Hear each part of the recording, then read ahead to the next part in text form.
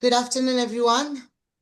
We are just going to allow for just about a minute as the rest of the attendees join us today, and then we will be starting this webinar. Thank you for joining us.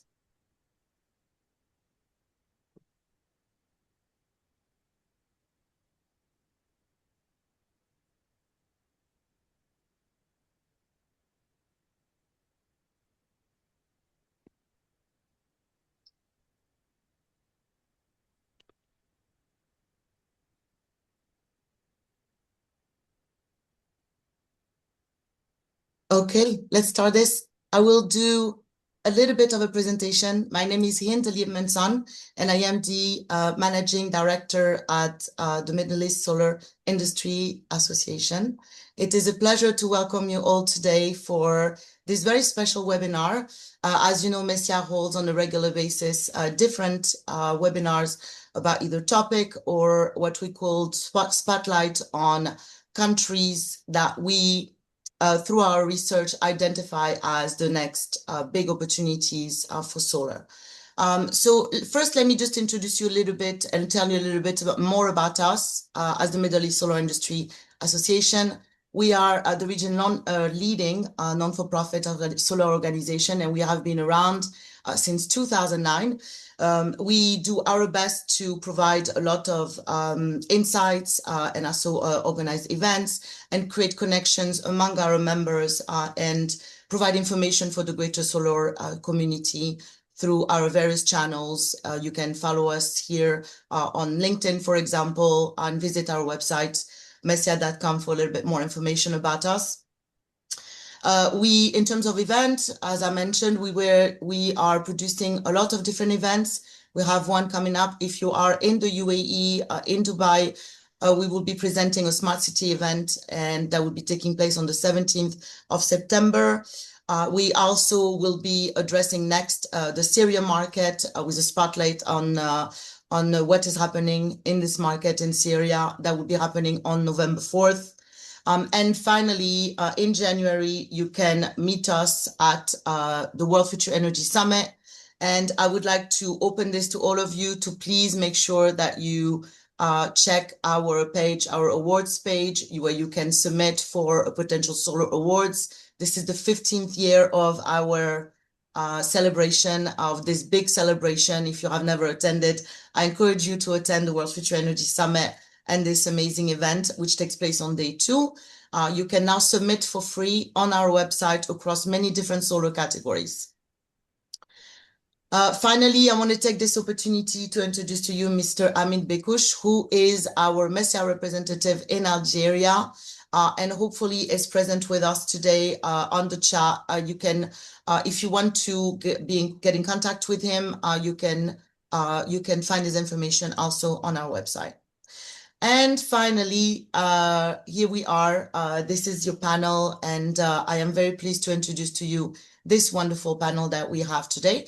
Just before we get into the heat of this conversation, I am going to take an opportunity to thank our sponsors, Jinko Solar and LONGi, who have joined us today and have provided us with two wonderful speakers. I will start with the first one, Mr. Ghazi Koubaa, who's the project and solution manager at LONGi, who's going to give you, who in a couple words is going to introduce LONGi to you before we get into the conversation as more and more people are joining in. Mr. Ghazi, the floor is yours. Thank you very much. Hello, everyone. I'm Ghazi Koubaa. I am LONGi Projects and Solution Manager. I'm Tunisian and I'm based in Tunisia. I've been working in the renewable energy industry for now almost a decade, and I'm very pleased to be among you. So let me first briefly introduce LONGi and our three core business pillars, which are solar PV, energy storage, and green hydrogen. So LONGi is best known as one of the world's leading solar technology companies. In fact, one out of every 4 solar panel installed anywhere in the world is manufactured by LONGi. Our latest innovation is back contact technology, which places the electrical contact on the rear of the cell. So by eliminating the front side bus bars, the entire cell surface captures sunlight, delivering higher efficiency, improves aesthetic of the panel, and industry-leading performance. So LONGi also holds the world record for silicon solar cell efficiency. Our BC technology, which is the latest technology beyond the TOPCon, offers an outstanding low irradiance performance and a feature that can, which is cell level bypass. So allowing shaded cell to bypass current and significantly reducing power losses and hotspot risks. Beyond solar models, LONGi now provide advanced energy storage system solution, delivering safe, intelligent, and fully integrated battery system that help stabilize the grid and maximize the value of renewable energy. So let me break it into 3 main families. So the first family, could you go back, please? Yep.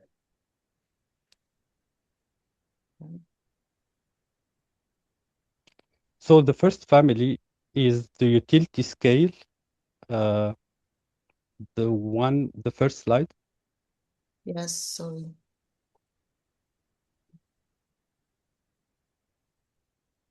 So the first one is the utility scale base. We call it one bank. It's built for gigawatt class solar projects plus storage.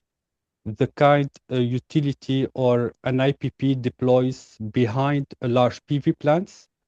Um, and also it would help stabilizing the grid in some cases. So the number worth remembering here is we had zero thermal runaway across 13 gigawatt hours delivered worldwide, thanks to our intelligent cell predictive safety system in our electrical vehicle safety standard that we use that goes beyond the usual best safety standards. The second one is commercial and industrial. Next slide, please. It's the HIMO One Pro. It's yeah, it's sized for factories and large commercial sites. It handles peak shaving, backup power, and cutting exposure to price volatility. So this one just won an independent industry innovation award this month, specifically for combining predictive safety with smart energy management. The last family, um, which is the off-grid and the microgrid solution. Next slide. Yeah, thank you. So here we have two products, same family, but two different jobs. So the Nexus is a full microgrid for remote industrial sites. Could be paired with the grid, could be paired with PV, and when paired with a generator, it could cut your diesel consumption 40 up to 80%. While the second picture is LONGi block, is a containerized solar installation, foldable for standard truck transport, and could be deployed in 3 hours anywhere, used in construction site or for emergency power. So anywhere permanent infrastructure doesn't make sense yet. And finally, through LONGi hydrogen, our green hydrogen, we are the global leader in green hydrogen technologies. We are the world's largest supplier of alkaline electrolyzers by production capacity, providing highly efficient solution for large-scale hydrogen project. And together, these three pillars enable LONGi to offer an end-to-end clean energy solution from renewable power generation to energy storage and green hydrogen production. Thank you so much, Mr. Ghazi. Thank you so Thank you. much for this introduction. I'm going to be moving right ahead with Mr. Mohammed Dhia Hadhri, who's the technical service manager, who's joining us also from our other sponsor today, Jinko Solar, who's going to introduce himself briefly to us and tell us a little bit about Jinko before we move straight into this panel presentation. Thank you. Hello. Thank you so much. Good morning. Good morning. Well. Yes, thank you. Thank you for joining us. Good morning, everyone, and thank you, MESIA, for the invitation. It's a pleasure to be here along such distinguished panelists. My name is Mohammed Hadhri. I am Technical Service Manager at Jinko Solar. My role is support customer partner across North Africa and the West African region on the technical aspects of PV projects, such as like product support, system design, due diligence, and project commissioning. We try to help developers, utilities, and deploy more efficient and high reliable renewable solutions. So Jinko Solar is one of the leading companies in PV manufacturing. We are very proud to have recently reached 400 gigawatts of global shipment, making Jinko the biggest PV provider up to date. We have a strong global presence and extensive experience in utility, CNI, and residential applications.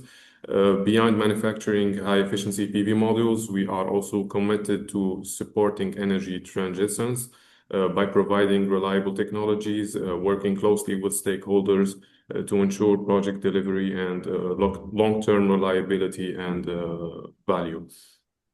I look forward to share some of our experience in the MENA region and discuss how proven technology can contribute to Algeria's ambition in renewable energies. I want to also mention that I'm also Tunisian, and I'm delighted to be here today. In Tunisia, we consider Algeria as not just a neighbor, but a long-term partner, and we hope to inspire one another for a more sustainable future. Thank you. Thank you so much, Mr. Mohammed. Pleasure having you today. So before we move along, I am going to I'm about to pass on the baton to our moderator for today. So we are going to be joined by Mr. Mohammed Uzair Adeem from Power China. Hello, how are you, Mr. Mohammed? Nice to have you here today. Is he with us? Hello, hello. Hello, everyone. Thank you so much for the opportunity to be with you guys, such a analyst. Thank you. Thank you so much. Mr. Boukhalfa, Director at Algeria Green Energy Cluster. Can you hear us? Yes, good morning. Thank you for this kind of invitation to participate in this webinar. Thank you so much. And finally, Mr. Yacine Boulfrad, who is here today, who's a Technical Development Manager at Scatec. Hello. Yeah, hi everyone. Thanks for having me. Happy to be here. Great. So our moderator, the CEO of Climate Strategies Consulting and a senior energy transition expert with 17 years of experience, is here with us today. She's advised on billions of dollars of infrastructures projects globally, currently supports MENA region government in developing energy transition strategies and sustainable investment pipelines. I'd like to welcome Lucia Fuselli, CEO and board member, Climate Strategies. Hello, Lucia. Thank you so much, and thank you for having me, MESIA. Thank you so much. To be here. Thank you. So, do I have the floor? Yes, I'm going to Great. stop sharing my screen now. Great. If I can. Welcome to our spotlight on MENA Solar Energy Markets, Algeria, at a moment where the regional energy conversation is shifting from ambition to execution. Across the Middle East and North Africa, solar is no longer a pilot story. The region reportedly installed 12 gigawatts of solar in 2025 alone, and storage is moving from a supporting technology to core infrastructure for renewable integration. The International Energy Agency has also upgraded its MENA renewables outlook, while warning that rising wind and solar shares make grid investment and power system flexibility increasingly urgent. So for Algeria, the opportunity is especially compelling.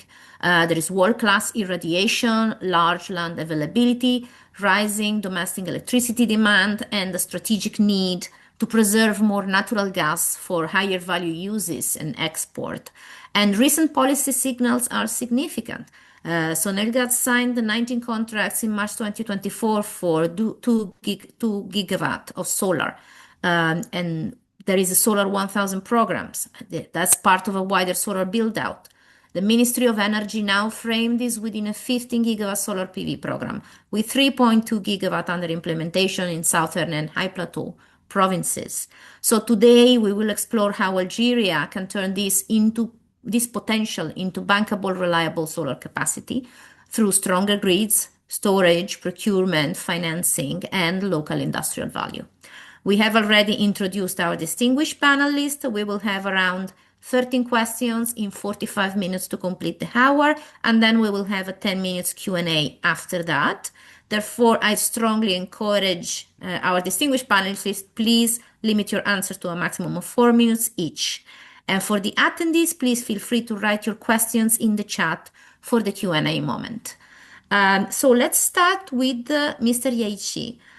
What are let's set the scene a bit. What are Algerian climate ambitions and what the national determined contribution for Algeria is telling us? Why Algeria needs to transition? What is the regulatory and policy context now? Over to you. Thank you very much. First of all, I want to thank you for this kind of invitation. I want to show you a real picture about the Algerian market. About your question, I think that the main information that the NDC is showing is now Algeria is really implementing its 15 gigawatt program. Why? Because as you mentioned, Algeria is a natural gas and oil country. So we have 99% of our electricity is generated using natural gas. We have a domestic consumption which is rising heavily each year, 5%. And we have also, when you use oil, mainly natural gas to produce electricity, you have a big quantity of greenhouse gas emission. So I think that Algeria now is trying to shift from just 100 fossil fuel energy to non-carbon energy economy. In this sense, the government decided to implement this larger program, not just in renewable energy, but also using green hydrogen. So for regarding the regulation, the government also is implementing different regulation in order to facilitate investment, to facilitate the participation of investors in the industry, but also in producing electricity in Algeria. Thank you, Mr. Yaici. So building energy transition, but building how? Mr. Boulfrad, Scatec has extensive experience across the entire solar and clean energy life cycle, from development to operations. What are the success factors for building at scale in the MENA region? What success stories and what lessons learned from other markets can be applied in Algeria? Thank you. Just a brief introduction of myself. My name is Yacine Boulfrad.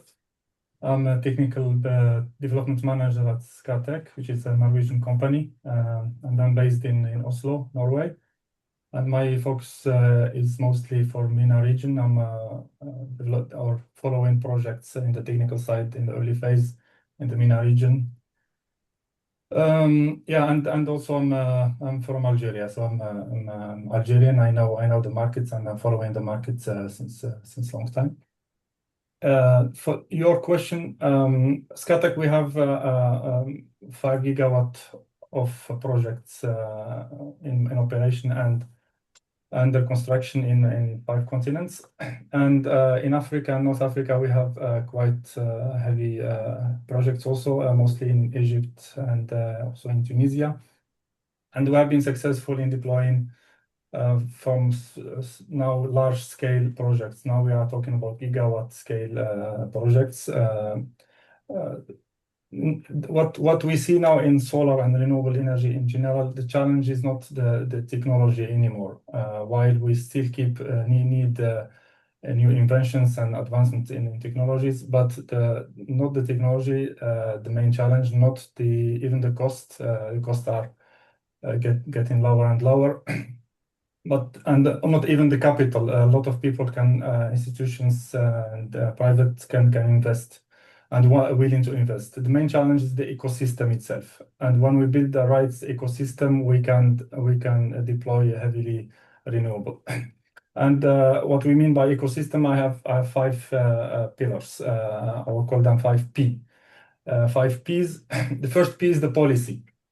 Policy needs to be stable and having a long visibility and clear vision from the governments. This unfortunately was not the case in Algeria many years ago, but maybe now we can see some visibility, and there is a program that we are trying to achieve. And because while we are talking about visibility and stability policy, investors are investing heavily billions of dollars in projects that are standing for 20 to 30 years. So they want to see, they don't want to see changing in the policies and the rules every few years. So this is one important part. The second part is PPAs, the second P. PPAs are the power purchase agreements. So since investors want to ensure that they have a credible off-taker, they have clients to whom selling this power for a long period, and this can be done through those power purchase agreements. And this is why we are managing to scale our projects and portfolio in the worldwide through PPAs. And PPAs can be to utilities, public utility like in Algeria, Sonalgas, or can also be corporate PPAs to companies that are consuming very heavily power, like aluminium, data centers, and other industries. So solar these kind of PPAs are a big pillar in the development of renewable. The third P is the procurements. So for procurements, it's beneficial for governments or to have competitive and transparent tenders where developers come together and compete. So the tariffs and costs go down dramatically. Number four, I will be brief. Number four is permitting. Sometimes permitting, having fast permits, access to land, grid connection permits can be more important than the technology itself, because delays in those are very costly. It costs us a lot if there are delays in permits. And so have those in place and have fast permitting is extremely important. And the last P is partnerships. So in all countries where we work, we develop local partners. We subcontract local companies. We work with locals to improve our local employments and ensure knowledge transfer as well. So those are the 5 Ps that are important for a high scale that can be transferred to Algeria, hopefully. Thank you. Thank you. Thank you so much. And Mr. Koubaa, similarly, what has been your experience in the MENA so far and how Algeria compares to other markets?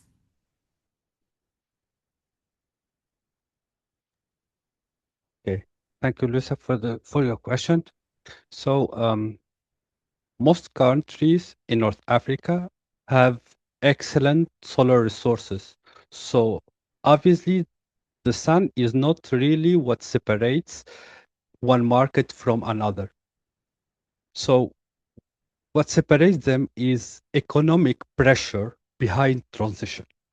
How much imported fuel they are exposed to, how expensive that fuel becomes, and how strong their utility balance sheet is, and whether the market also is structured in a way that allows investment to move or not. So if we simplify it, the logic is clear. When a country imports a large share of its energy, every kilowatt hour generated from gas or fossil fuel has a direct cost in foreign currency. In that case, solar is not only a climate decision, but it becomes an energy security decision, a macroeconomic decision, and sometimes even a budget decision. So I will go through the regional countries. So for Morocco, it moved early because it had limited domestic fossil fuel resources and very high dependence on imported energy. So the renewable energy strategy was not only about being green, it was first about energy security, reducing exposure to imported coal, oil and gas, building local renewable capacity, and creating a framework where private investors could participate. Today, Morocco is taking green transition further in its economy with desalination platforms, storage discussion, and green hydrogen project. For Egypt, it's a bit different. It has a much larger system, a much larger population, and it had historically some domestic gas. So I would not put Egypt in exactly the same category as Morocco or Tunisia, but Egypt's challenge is scale. Demand is huge. Gas production has been under pressure, and the country has had to manage power shortage and fuel imported exposure. So what made Egypt move quickly on renewable was not only the resource, it was the market structure.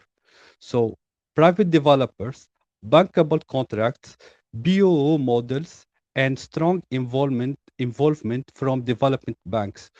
When you create a framework that reduces risk, private capital moves. That's basically the lesson from Egypt. For Tunisia, it's another case. So the objective is clear. It's 35% of renewable energy by 2030 and 50% by 2035. But the system is financially constrained. So Tunisia want to reach much higher share of renewable, and the direction is clearer than before. The private sector is expected to carry a large part of renewable generation investment because putting all that burden on Steg, which is the utility company, would be too heavy. Now Steg needs to focus only on the part that utility can handle, which is the grid, system operation, interconnection, and flexibility. And this by reinforcing its grid and with storage system that include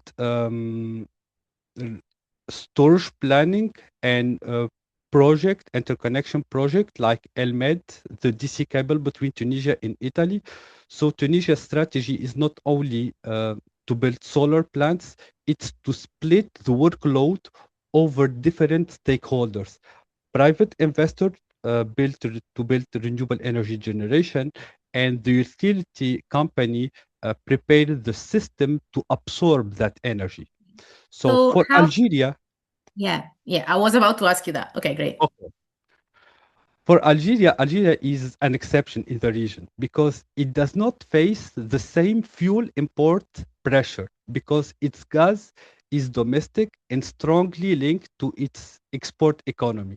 So the renewable energy driver is different. It's not mainly about escaping an import bill.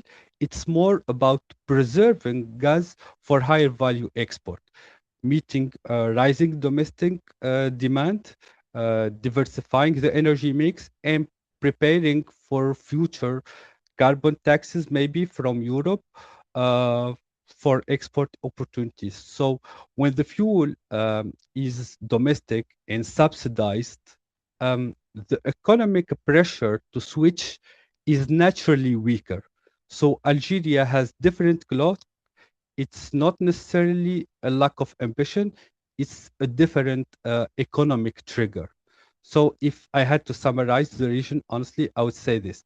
Renewable move fast where economic pressure is strongest and where the investment framework is bankable. Okay, thank you so much. And I have some questions for Mr. Dhia. What has been your experience in MENA so far? Which PV module technologies, and beyond that, which solutions integration can be transformative here in Algeria? Thank you for your question. Having worked across several markets in North Africa and the MENA region, I have observed, although that each country has its own regulatory systems and market maturity and stuff, and many other differences that I guess have been mentioned. But let's focus more on similarities, like where do we meet here? I think that the context is more in terms of technical challenges. We will find very similar technical challenges. We are designing systems to operate in an environment characterized by high solar irradiance. So there's high interest in solar.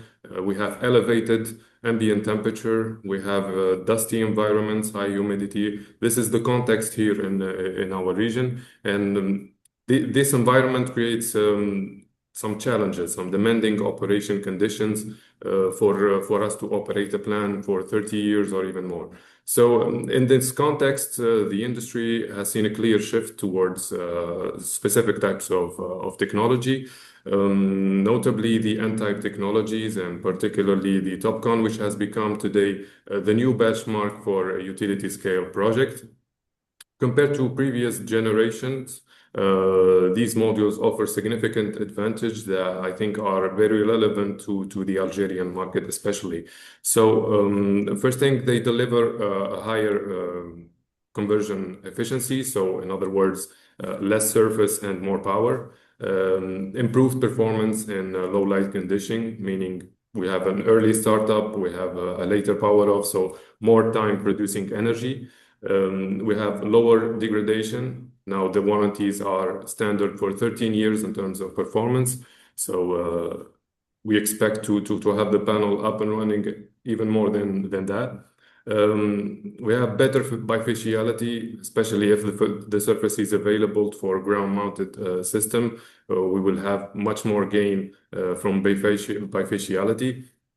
Also important to mention is the coefficient of temperature. We know that technically in high temperature environments, the module will lose some of its power. So we need more resilient technologies towards high temperature environments. So these characteristics in general will not only allow for a better performance, but an economic benefit and an optimized cost of energy. For Algeria, I think this is a unique opportunity to benefit from these technological advancements. The technology is here, it's available, we have tested it, and we have the standards for it, and we have the experience from all across the region to help Algeria implement and deploy reliable solution. Thank you so much. So we talked about renewables, we talked about solar, but the energy transition is not only about generation. Mature markets show that if only generation is scaled, grids can become the bottleneck, for example. So, Mr. Adeem, PowerChina extensive global and regional experience across the entire energy value chain can illuminate us here. What are the success and lessons learned in developing energy systems that are ready for renewable? How to successfully develop a grid infrastructure or an overall energy infrastructure that can really empower the transition? Thank you for this question. Actually, as per the PowerChina experience across more than 130 countries has taught us one important lesson is that the energy transition is not just about building more power plants. It's about building a power system that is ready for the renewables. The grid actually is the foundation for that transition. So there are four major success factors. First of all is about the integrated long-term planning, like renewable generation and transmission infrastructure must be planned together. If transmission comes too late, renewable energy is curtailed, and as well as the consumers pay the price. Second is about building a stronger and smarter grid. Today's power system must be more than flexible than traditional grids. This means investing in a high voltage transmission, digital substation, smart grid technologies, and real-time monitoring system that can manage variable solar, wind generation while maintaining reliability. And third, main important is about increasing system flexibility. Renewable energy requires balancing resources, including the battery energy storage and demand side management. And energy management system help ensure electricity, whatever we need. And finally, last item is for the creating the right policy investment environment. So from these couple of three major items, which I would say that as conclusion, a renewable energy ready energy system is not defined only by how much solar or we install. It is defined by how well generation, transmission, storage, and digital technologies work together as one integrated system. So as a PowerChina, our strength lies in delivering this complete solution from renewable generation to transmission network, substation, energy storage, and smart grid technology. And this integrated approach enables in different countries, such as in Algeria, to build energy systems that are reliable, resilient, affordable, and ready for the low carbon future. Thank you. Thank you so much. And actually reconnecting to your speech and on this note, I want to ask a question to Mr. Dhia and Mr. Yacine in this order, and is how storage empowers the energy system we just talked about, and which technologies and experience do you see could be applied to Algeria? So Mr. Dhia first. Thank you, Shia. I believe the conversation around storage has fundamentally shifted over the past few years. So battery storage systems are no longer simply like an addition to a renewable project or an accessory. They are becoming an essential component of a power plant, especially with the rising penetration of solar in the grid. We start to shift this mindset towards trying to stabilize the grid and have the flexibility that batteries can offer.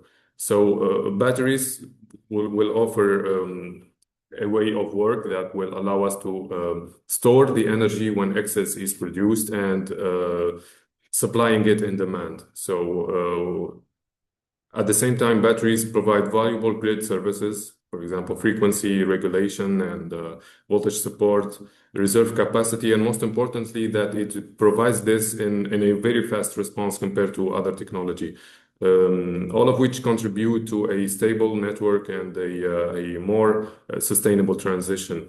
So across the MENA region, we are already seeing this evolution. New utility scale projects are increasingly designed with storage in mind, either in the initial development of the project or as future expansions. At Jinko Solar, we recognize that energy transition is also no longer just about PV modules and generating solar energy, but is also about delivering a complete solution and a one that will help grid and push further the energy transition. That's why we expanded into storage. We offer now high reliable BSS solutions that complement our PV technologies and help customers improve energy flexibility and grid stability. Looking ahead, I believe Algeria, as I said, has a great opportunity to benefit from the available experience and available technologies, combining the highly efficient PV modules with the advanced battery storage system. The country can build actually a very good and very clean and reliable, flexible electric system. Thank you, Mr. Dhia. And Mr. Yacine, the same question. Storage, technologies, and application potential to Algeria. Yeah, thank you. I think Mohammed Dhia have mentioned most of the important points of the advantages of storage. What I can add probably is storage is kind of answering one of the challenges or that people used to complain about solar, about two things, about the cost and intermittency and not availability during night. And now the cost issue has been solved. Solar, we know that it's competitive to other sources of energy. And storage is also answering the second challenge. So the intermittency is also solved because we can store as one is combined solar or other renewable energy with storage, we can store the energy at the peak production to dispatch it at later. So we can produce, so we can expand the production during the day to later at night. And we have already, in Scatec, we have already some operational projects with that. We have one in South Africa where it's providing power from 5 a.m. to 9:30 p.m. So when we have PV plus BESS there, and so we can provide power even before sunshine and after sunset. And we are also even developing now a very big project in Egypt where we can power an industrial zone, a whole industrial zone with solar and the best 24 hours, which is a huge milestone in the industry to have clean energy coming 24 hours non-stop. So it's a huge, for that you need a huge projects. We are talking about 2 gigawatts of PV in one place. And coming to Algeria, this is also possible. We have land, we have capacity, we have good grid, we have everything what we need to have this kind of projects. While you can build anywhere in the middle of the desert, big gigawatt scale solar connected with batteries, and there you can connect anything, any industry that you need, any industry that is heavily consuming power. that island, what is called island.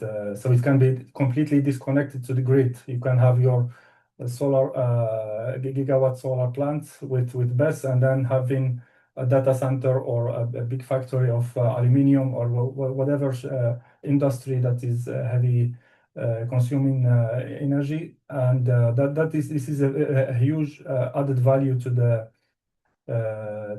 industry of Algeria, not only exporting the excess of energy that we are willing to, which is also good, but it's not that it has a limit.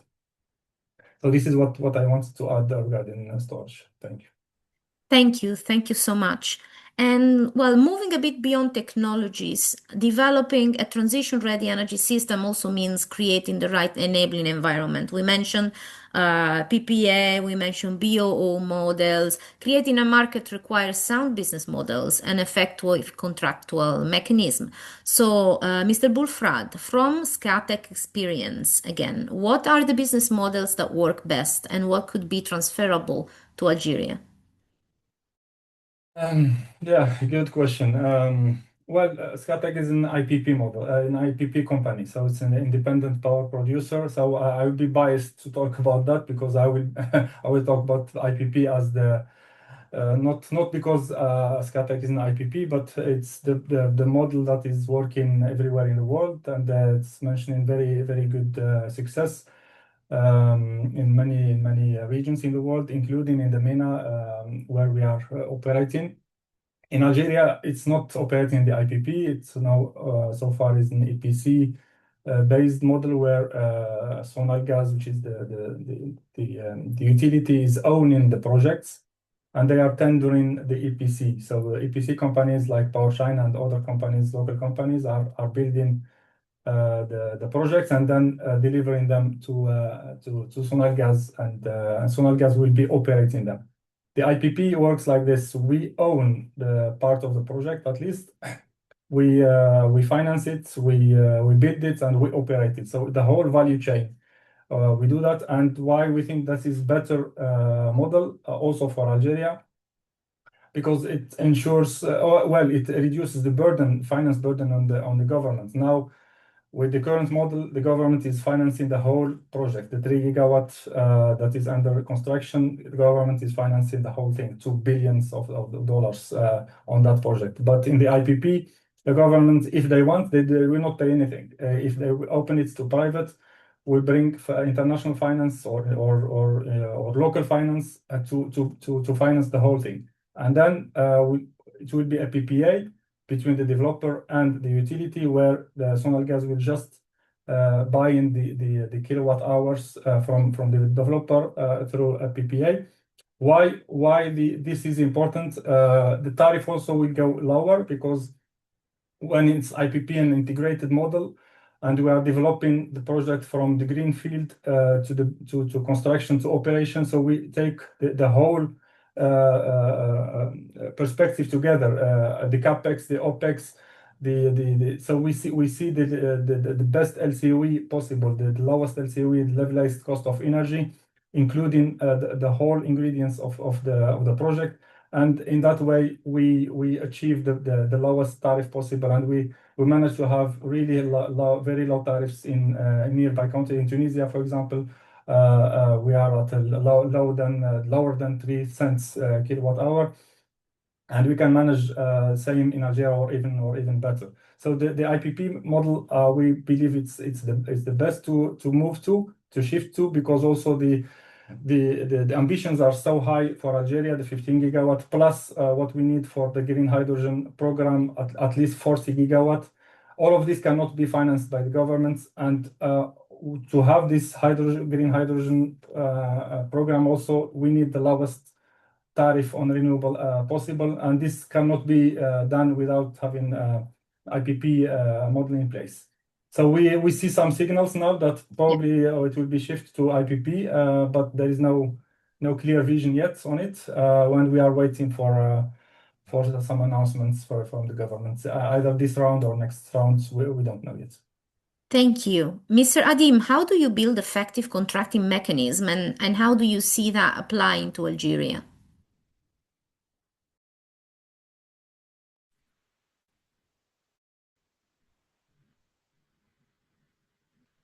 as an EPC contractor perspective, an effective contracting mechanism is one that aligns the interests of all the stakeholders. Stakeholders means the owners, the contractors, the lenders, and the local supply chains. So successful renewable projects having requirement about the technical specifications, the balance, risk allocation, the transparent permitting process, the realistic project schedules, and well-defined performance guarantees.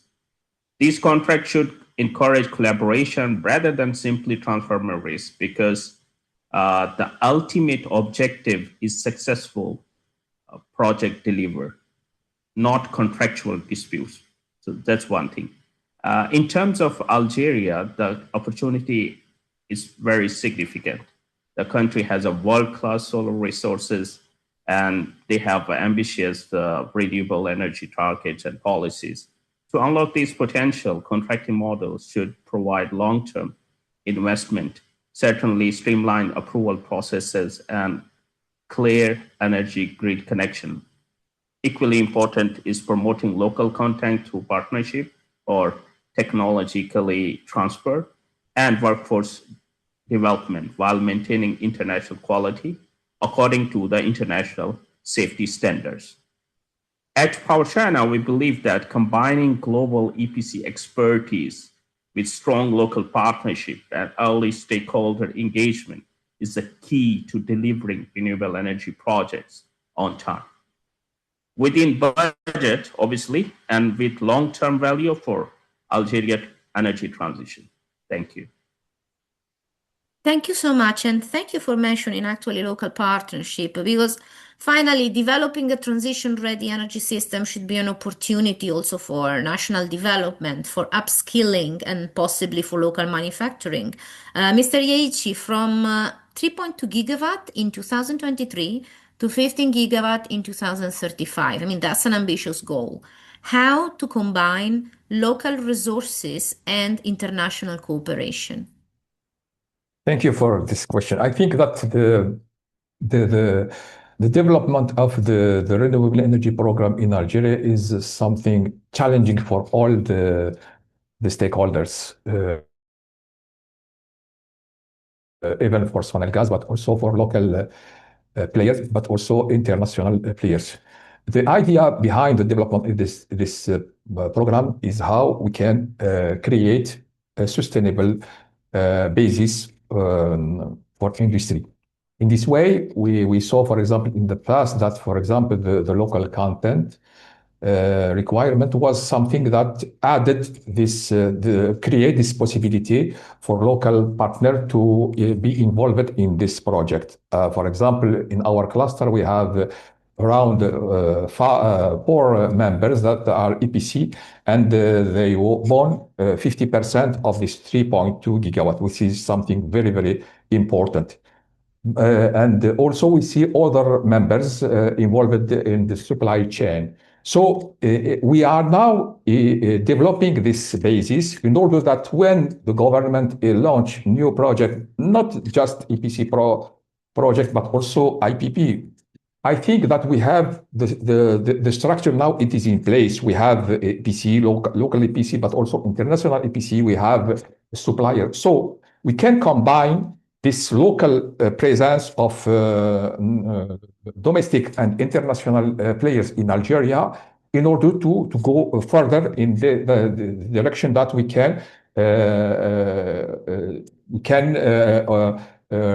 reach this 15 gigawatt. At international level, what we can see is that this NDC 3.0 is something important to mention, because the government sent a signal that now the country is able to receive international funds.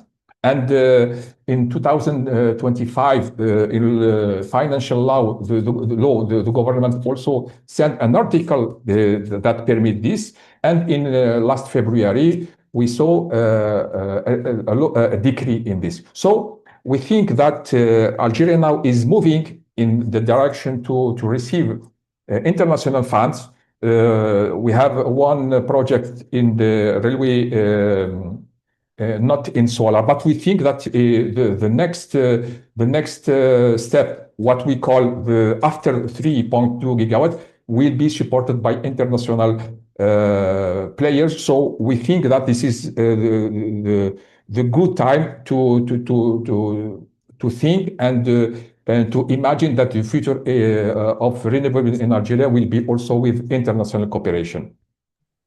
Thank you so much. And to conclude a bit, Mr. Adeem, what are your insights on localization strategy? Thank you for this question. I will shortly, as per the time. So actually, localization is not simply about increasing local content. It's about creating long-term value for the country while ensuring project quality, cost, and timely delivery. For Algeria, which has renewable energy targets and an excellent solar resources, localization should be viewed as a strategic partnership rather than a contractual requirement. And secondly, as an EPC contractor, perspective, there are 4 key pillars. First is for the developing local talent through training, knowledge transfer, and technical capacity building to that different stakeholders there, as well as gradually take on higher value routes. Second, for strengthening the local supply chain by working with qualified manufacturer and service provider, as well as different contractual. And as per the Paushana, we have in our past experience, we have successfully implemented similar localization strategy in many countries. By combining our global EPC expertise with strong local partnership, we believe that the same approach can deliver significant value in Algeria, not only by building renewable energy projects, but by creating jobs, developing local industries, transferring technologies, and supporting the country long-term industrial and energy objective. When localization is treated as an investment rather than an obligation, it becomes a win-win for both the project and the nation. Thank you. Thank you so much, Mr. Adeem. So as we conclude, I want to go around all the panelists for a very quick what you wish for the future of solar market in Algeria. Please respond in slogan format, maximum 10 words each. So we can start with, let's see, Mr. Yaici. I think we need to think a cooperation between local players and international players. I think this is something that we can do together. Great. And Mr. Hadhri? I think putting in place a strategy and going strategically about it, I think that's the best way to do it. Great. Mr. Koubaa? I think by combining advanced solar technologies, energy storage, and green hydrogen, Algeria has the opportunity not only to accelerate its own energy transition, but also to become a key supplier of clean energy for the region and beyond. Mr. Boulfrad? Yes, I think we need to be to think big in Algeria. Our capacity is much bigger than the targets of 15 gigawatt or even 40. We have a huge country. Capacity can go to 300, 400 gigawatt easy. So to think big, we need to be open to international funds, to international collaboration, to IPP, and do it with the locals, of course, as Mr. Yaici also mentioned. Thank you. Great. And Mr. Uzair, Mr. Adeem for concluding. Yeah, thank you. Actually, now we have all the fundamental things, and now the opportunity now is to translate these ambitions into bankable, executable projects or cooperation through collaboration between the government, developer, off-taker, investor, IPPs, EPCs partnership, and let's start practical formulation. Thank you. Thank you. And that brings us to the end of our panel. Thank you to all our distinguished panelists and to MESIA. We may now open for questions from the audience. Yes, thank you so much, Lucia. So Mr. Adeem has been actually a double multitasking while we're along. I've seen some amazing answers already coming through from him directly. Thank you so much for doing this. But there's quite a few more left. So Lucia, I will leave you with just having a look. I think there's about 10 questions in the Q&A. Some of them have already been answered throughout the course of the discussion. But there's a couple I think that are interesting. So go ahead if you want to. I think the speakers have also access to this Q&A section. If you see something that you feel you can contribute to and answer, please. Yeah, please raise your hand if you already have identified a question that you feel bound to respond. And Mr. Adeem, if you want to develop a little bit as well, you can feel free to do so. Yeah. That's an interesting question here. What's the position of Algeria in the green hydrogen market? I don't know who wants to answer that. I can answer this.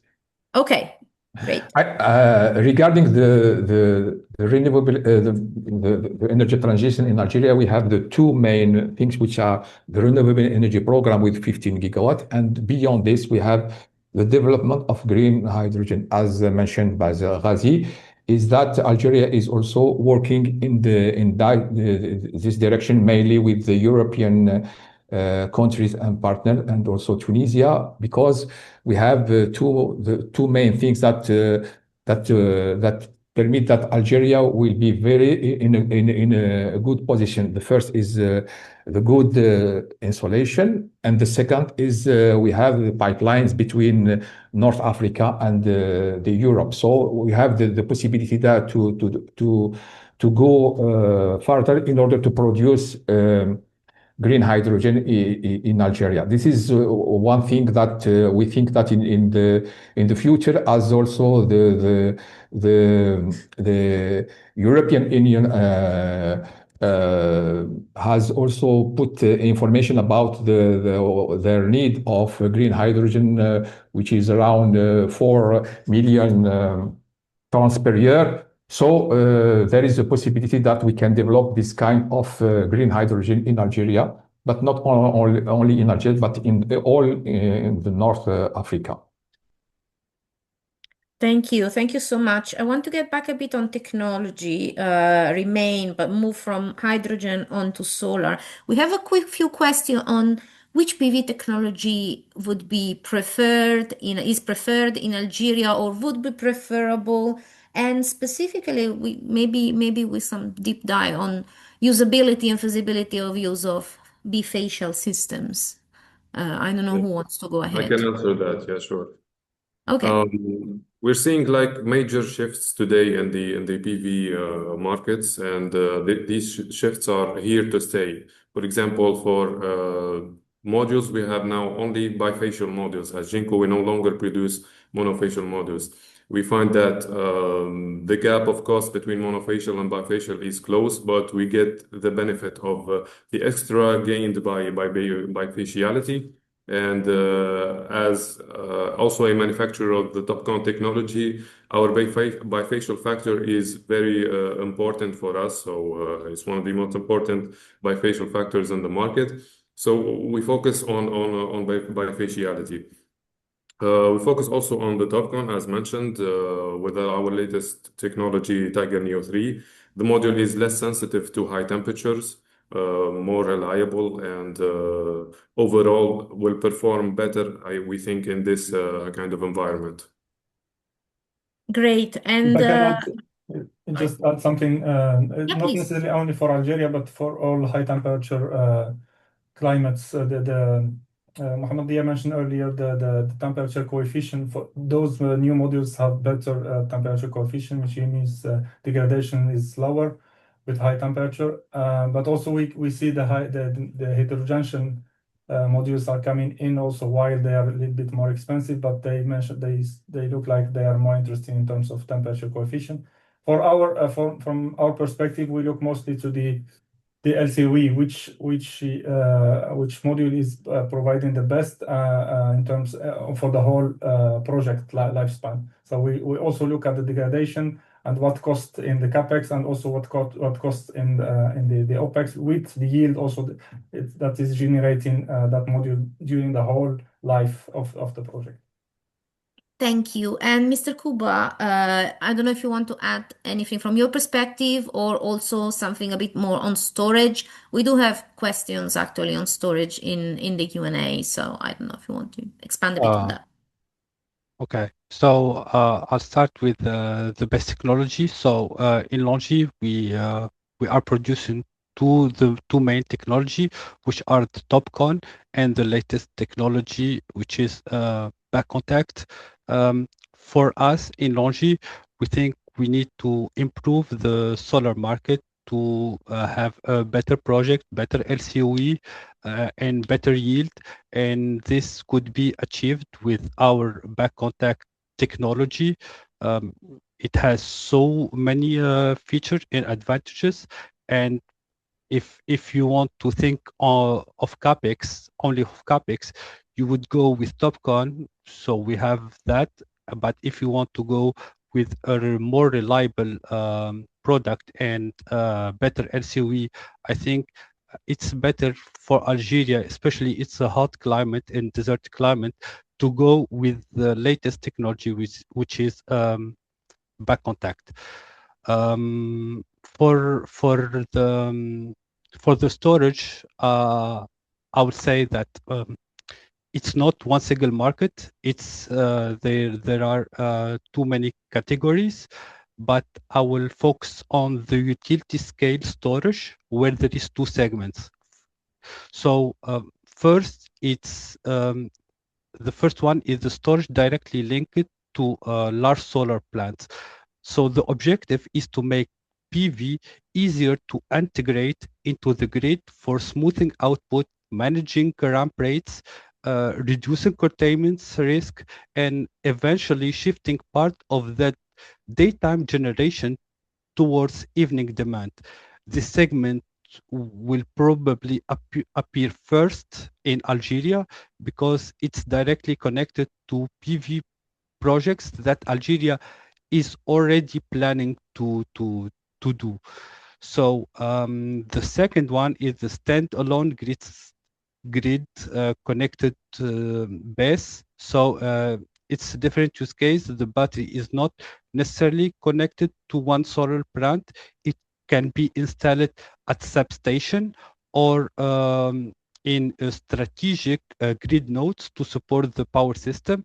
Here, the value is frequency response, voltage stability, congestion relief, operating reserves.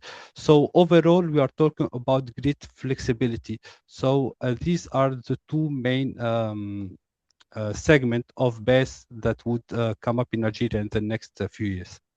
Great, thank you so much. And okay, let's shift a bit. There were a few questions on Algerian grids. What's the status of Algerian grid at the moment? And are there challenges for connection? How does it work there? And then also with respect to the supply chain, what's the baseline that we are starting from with the supply chain? Is there already some developed supply chain? Especially, considering that there is a conflict and there are straits being closed, and how has that had any impact on the supply chain in Algeria for renewables? I don't know who want to answer this. Probably, I don't know, Mr. Yaici, given you have knowledge of the local market. I think that the development of the local supply chain is something important for us. And we invite the investors, but also the manufacturer to have a look to this market. For the moment, for example, regarding what is the cables and structures, all the capacity used in the 3.2 gigawatt are from local producers. So there is other segment that the international players can also can participate in. What about the grid connection? For the moment, Sonelgaz is planning where the plant will be connected. So this is the first thing. The second thing is that we have three different grids. One of the biggest one is in the north, and we have another medium size in the south. And now Sonelgaz is planning to build a kind of highway, an electrical highway, which is around more than 800 kilometers, in order that to facilitate the transfer a huge energy from the south to the north, and then also thinking about to sell the electricity through interconnection, for example, with Italy. So the development of the grid is now under a huge program used and developed by Sonelgaz. And we will see also not just solar, but also wind in the next few months. So I think that before the end of this year, we will see a new project to be announced in Algeria. Amazing, quite a lot going on. So another question, again, please feel free to raise your hand if you want to respond. Has there been any development? Actually, this is an important question because we haven't touched base that much on financing. Has there been any development in encouraging the local banks or the local financial institutions to provide funds to the private sector to develop projects? It's quite a good question there. I can answer also. I think this till now all the projects are promoted by the Sonelgaz. So the Sonelgaz provides also the finance. In the future, we will see two main things that will happen. The first is that the tax deduction that the government is implementing in order to develop what we call the CNI segment. What we, as a cluster, we want to develop in Algeria, and we calculate that there is a possibility to put around 2.4 gigawatt of capacity. About the big project, this is maybe, and not maybe, but surely that will be financed internationally. So we can see this kind of project to be developed. So if international companies are interested, they have, or in a company that are in Algeria that can also participate in this two segment in the future. So we welcome you in Algeria. Okay, thank you. I don't know if anybody else, Hinde, do we have a couple of minutes still? I just want to see if there is any other perspective on finance specifically, because... Sorry, I was on mute. I will give you just one more intervention before we close. Thank you so much. Okay, thank you. Anybody wants to add anything on finance, not only from like the perspective of Algeria, but also from kind of experience or other? Okay, otherwise I will pass on to the last and very final question. Okay, we have to close. Yeah, we have to close. Okay. Yes, we do. We have just 1 minute. I'm so sorry. What I would suggest is we will be sharing some of these questions with the speakers if some of them want to answer separately directly with the audience. I want to thank everyone here today. Thank you to all of the speakers. Thank you to our sponsors, LONGi, Jinko Solar. I want to also say thank you so much to Solar Arabic, who is hosting us today and powering this webinar. And finally, the Algeria Green Energy Cluster, Mr. Boukhalfa, for supporting this process as well and helping us to get some of these wonderful speakers here today. Everyone, really, thank you so much for this panel. And finally, Mr. Bekush Amin, who's our representative at MESIA for Algeria. We wish the best for this market, and we hope to see it grow the way we think it will. Thank you so much.